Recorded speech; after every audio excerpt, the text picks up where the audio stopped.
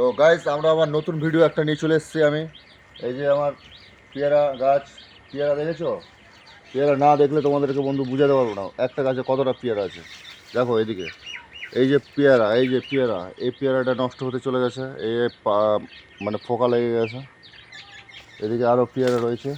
এই যে গাইস, পেয়ারার ভারে এই গাছটার মানে প্রচুর অসুবিধা হয়েছে, প্রচুর পেয়ারা ধরেছে দেখেছো? এত পেয়ারা ধরেছে যে বলার কথা না। এটা হচ্ছে, এই পেয়ারাটা হচ্ছে হাইব্রিড জাতীয়, মানে হাইব্রিডই কিন্তু প্রচুর ফল ঘন আসার কারণে এই পেয়ারাটা মানে সাইজগুলো দেখছো, ওই সাইজগুলো এগুলো এগুলো হচ্ছে ছোটো ছোটো হয়ে গেছে, যার কারণে এবছর তো হলো না, সামনে বছর প্রায় হবে ওই কিলোখানেক এক একটা পেয়ারা। এই যে কিছু কিছু ফল আছে বড়, এগুলো হচ্ছে একটু সাইজ এসছে মোটামুটি। এদিকে আমার এদিকে ফুলের বাগান রয়েছে, এই যে ফুলের বাগান, এই যে ফুলের বাগান। এটা হচ্ছে আমার বিলেতি আমড়ার গাছ। এই যে আমার এইখানে একটা গাছ হচ্ছে, সেটা হচ্ছে যে ছোট লঙ্কা। এটাকে বলছে গ্রাম্য ভাষায় ধানি লঙ্কা। বেশ কিছুদিনের মধ্যে হয়ে যাবে গাছটা। এখানে একটু জঙ্গল হয়েছে, এই জঙ্গলগুলোকে একটু এইভাবে পরিষ্কার করে দিতে হবে। এদিকে আমার রয়েছে কুঁদরি।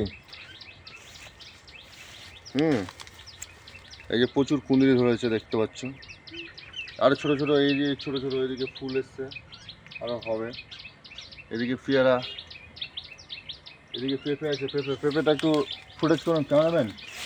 পেঁপে, এই পেঁপে। এদিকে আরও গাছ রয়েছে, আসুন দেখাচ্ছি, আসুন আমার বাগানে কী কী গাছ রয়েছে আজকে সমস্তটা কিছু তুলে ধরবো ক্যামেরার মাধ্যমে। এদিকে আমার এটা হাইব্রিড পাহাড়ি লঙ্কা, ঠিক আছে। এদিকে দেখছো এটা আমার, এটা হচ্ছে একদম চাইনিজ থেকে আনা, হ্যাঁ, বীজ। এটা বেশ এত বড় বড় কুমড়ো হবে, চাল কুমড়ো। গাছটা রেডি হয়ে গেছে, এটা ছাদে উঠবেন। এদিকে আসেন আরও দেখাচ্ছি, চলাবেন চলাবেন। এদিকে আমার আছে এই যে বেগুনের গাছ। এই বেগুনের গাছের বয়স অনুমানিক 4 থেকে 5 বছর। এই যে এই বেগুন কিন্তু বড় হবে না, এইরকমই সাইজ থাকবে, ছোট ছোট।